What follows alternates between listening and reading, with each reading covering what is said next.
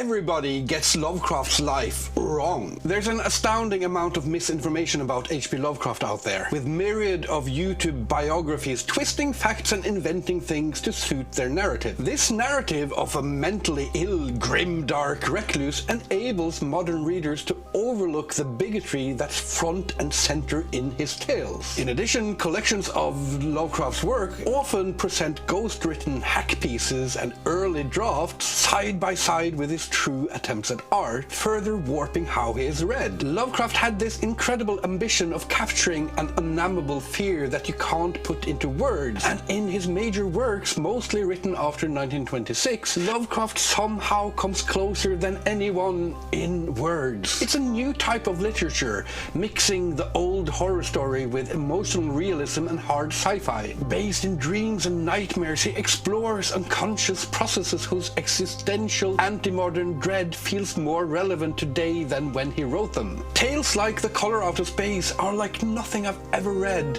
and not just because it inspired the name of the band Living Colour.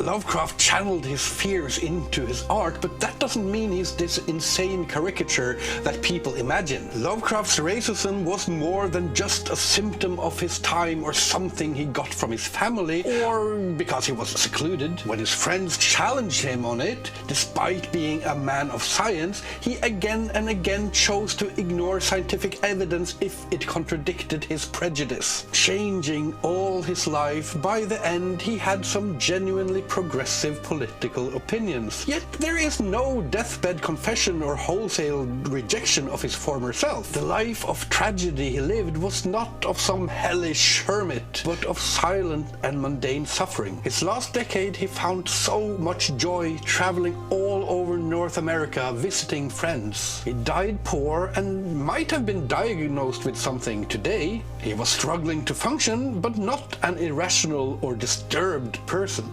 If you read his biography, I Am Providence, by foremost Lovecraft scholar S.T. Yoshi, you get a picture of this weird, friendly, creative and giving man, who genuinely cared for both friends and strangers and would go out of his way to help people. A really nice dude who was also incredibly hateful to those who didn't fit his worldview. And I think this nuanced and more real Lovecraft is harder to tackle because it means that bigotry is not just something that other bad people have, but these destructive, horrible blind spots that we and those we love may carry with us unnamed and unknown.